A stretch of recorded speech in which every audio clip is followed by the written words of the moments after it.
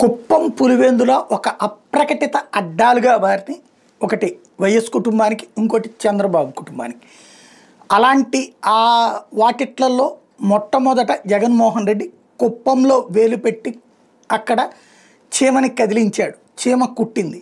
అక్కడ కుప్పంలో వచ్చేటప్పటికి క్రిందటిసారి జెడ్పీటీసీ, ఎంపీటీసీ స్థానిక ఎన్నికల్లో చంద్రబాబు తో పాటుగా అంటే బాబు గారు అక్కడ ఏం డైరెక్ట్గా ఎన్నికల్లో పోటీ జరిగారు. తెలుగుదేశం ఓటమి అంటే బాబు పని అయిపోయింది అంటూ ఎలక్షన్స్ అయ్యేదాకా అదే ప్రచారం చేశారు, వీళ్ళకి 11 వచ్చేదాకా కూడా. దాంతో తమ సత్తా ఏంటో చూపెట్టాలన్నటువంటిది లోకేష్ ప్లానింగ్లో భాగంగా ఒకవైపున పులివెందుల మీద సీరియస్గా కాన్సన్ట్రేట్ చేశారు. టోటల్ పోలీస్ యంత్రాంగం, తెలుగుదేశం పార్టీకి సంబంధించిన మంత్రులు అందరూ ఏలుబెట్టి అక్కడ ఓవరాల్గా వైసీపీ వాళ్ళని పోలింగ్ బూత్ దగ్గరికి వెళ్ళడానికి భయపడేలా చేసి ఏజెంట్లని పరుగులు పెట్టించి టోటల్గా అక్కడ ఎన్నికలు జరిపించుకుంటూ వచ్చారు. దాంతో ఇక తాము ఓటమి తప్పదు అని భావించినట్టుంది వైఎస్ఆర్ కాంగ్రెస్ పార్టీ. ఇవాళ రీపోలింగ్ 3 బూతుల్లో పెడుతుంటే దానికి అటెండ్ కూడా కాకుండా బహిష్కరించడం లాంటివి చేసింది. వాళ్ళు బహిష్కరించారంటే ఎలా ఉంటుందని దానికి సాక్ష్యం ఇవాళ ఒక్కళ్ళు కూడా పోలింగ్ బూత్కి వెళ్ళి ఓటు వేయకపోవడం అన్నటువంటిది అత్యంత పరిమితంగా మాత్రం కనబడుతుండు. రెండోది, నిన్నటికి మళ్ళీ వేరే ప్రాంతాలను తీసుకొచ్చి ఓట్లు వేపిస్తారా అంటే వేపిస్తున్నారు అన్నటువంటిది వీళ్ళు చెప్తుంది. అది ఎంతవరకు వాస్తవం తెలియదు.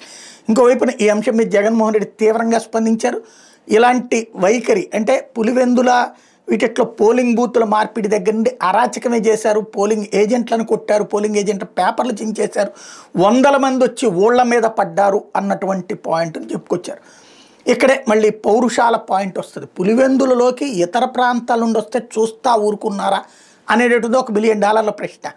ఊరు వాడ కట్టగలిసిన మీద తిరగబడేటటువంటి వాళ్ళు కాస్త ఎందుకు తిరగబడలేదు అంటే అలా తిరగబడి తన్నుకుంటే అది కాస్త కేసులు అయ్యి వైసీపీ వాళ్ళని ఆ కారణంగా తీసుకెళ్ళి జైళ్లలో పెట్టి ఫైనల్గా తాము గెలుద్దాం అన్నటువంటి తెలుగుదేశం ప్లాన్ అని చెప్పి వాళ్ళు దాడికి వచ్చిన వాళ్ళని ఏం చేయొద్దని వైసీపీ చెప్పింది అన్నటువంటి వాదన అక్కడ ఏర్పడుతుంది. ఇప్పుడు తాజాగా జగన్మోహన్ రెడ్డి ఈ ఓవరాల్ పరిణామాల మీద తీవ్రంగా స్పందించారు. తీసుకున్నారు. వారి చేతిలో కర్రలు ఎలా ఉన్నాయో కూడా మీరే గమనించండి. ఉదయం 4 గంటల నుంచే ఇది ఎర్రబల్లిలో పోలింగ్ బూత్ను టీడీపీ వాళ్ళు అధీనంలోకి తీసుకున్నారు. చూడు,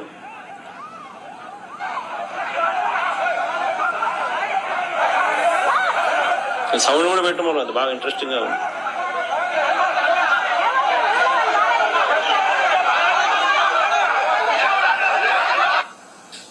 చూడు, కర్రలు కూడా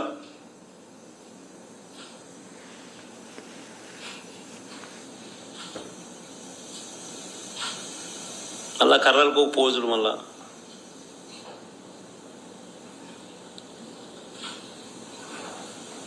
ఉదయం 4 గంటల నుంచి పులివెందుల మండలం ఎర్రబల్లిలో పోలింగ్ బూత్ను టీడీపీ వాళ్ళ అధీనంలోకి తీసుకున్నారు. వారి చేతిలో కర్రలు కూడా కనిపిస్తా ఉన్నాయి. రెండో క్లిప్పింగ్, టీడీపీ వాళ్ళు చేసిన అక్రమాలను అడ్డుకోకూడదని ఏకంగా మా ఎంపీ అవినాష్ రెడ్డిని ఓవరాల్గా అరెస్టులు పొందే హక్కు ఇవన్నీ కూడా ఏజెంట్లకు ఉంటాయి.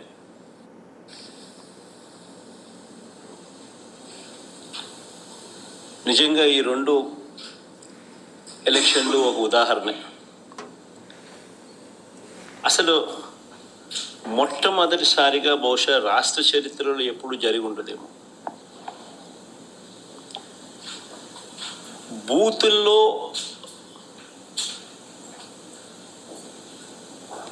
పార్టీకి సంబంధించిన ఏజెంట్ లేకుండా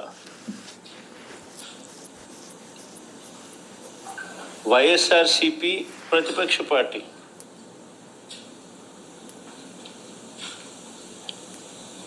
పులివెందుల రూరల్లో జరిగిన జెడ్పీటీసీ స్థానానికి జరిగిన ఎన్నికల్లో 15 బూతుల్లో ఉన్న 15 బూతులకు ఎన్నిక జరిగి రూరల్ మండలంలో 10,600 ఓట్లకు సంబంధించిన ఎన్నిక.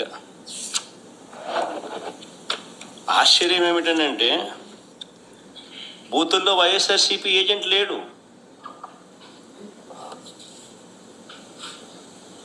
వైఎస్ఆర్సీపీకి సంబంధించిన ఏజెంట్ బూత్లో కూర్చోకుండా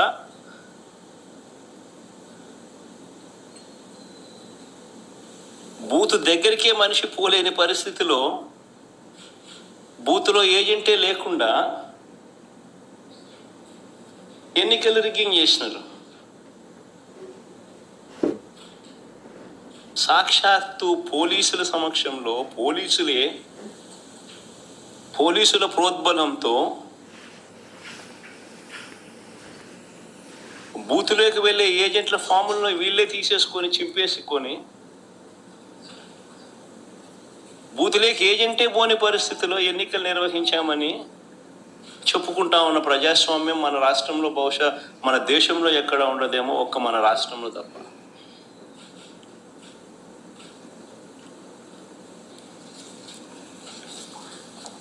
అసలు ఎన్నికల్లో బూత్ ఏజెంట్కు సంబంధించిన విధులు, బాధ్యతలు, హక్కులు ఏమిటి తెలుసా?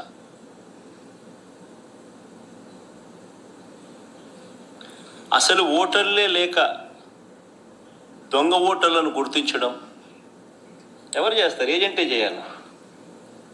పోలింగ్ ఏజెంటే చేయాలి. బూత్లో ఉన్న పోలింగ్ ఏజెంటే ఆయనకు సంబంధించిన విధులు, బాధ్యతలు, హక్కులు ఏమిటి అని అంటే అసలు ఓటర్లా లేక దొంగ ఓటర్లా అని గుర్తించడం, ఓటర్ల జాబితాను తనిఖీ చేయడం, అక్రమాలు, బెదిరింపులు, ప్రలోభాలు పెట్టడాలు, ఫేక్ ఓటర్లు ఉంటే వాటిపై అక్కడే ఉన్న ప్రిసీడింగ్ అధికారికి వెంటనే చెప్పి వాటిపై ఫిర్యాదులను అధికారికంగా నమోదు చేయడం, ఇవన్నీ పోలింగ్ ఏజెంట్ బాధ్యతలు. ఇవే ఎన్నికల సంఘం సమాధానం చెప్పాలి. ఇంతకీ పోలింగ్ ఏజెంట్లు వైఎస్ఆర్ కాంగ్రెస్ పార్టీ తరఫున ఉన్నారా లేదా, ఎన్ని బూతుల్లో ఉన్నారు, ఎందుకంటే ఆ సంతకం కంపల్సరీ, ఎన్ని బూతుల్లో లేరు అన్నటువంటిది, లేదా తెలుగుదేశం అన్న ఎక్స్ప్లెయిన్ చేయాలి ఎన్ని బూతుల్లో పోలింగ్ ఏజెంట్లు ఉన్నారు, ఎన్ని బూతుల్లో లేరు అన్నటువంటిది. లేకపోతే ఇది ఒక టెండెన్సీ నడిచిపోతుంది. ఇది నిజమా కాదా అన్నది తెలియదు. కొంత చోట్ల కొట్టిన మాట వాస్తవం, రానియని మాట వాస్తవం, బట్ అంతా ఉందా? అసలు పులివెందులు లాంటి చోట్ల వాళ్ళ ఏజెంటే వెళ్ళలేనటువంటి పరిస్థితి ఉంటుందా? అంత చేతకానే అసమర్థంగా ఉండేటటువంటి పరిస్థితి ఉంటుందా అన్నదే ఇక్కడ $1 మిలియన్ ప్రశ్న.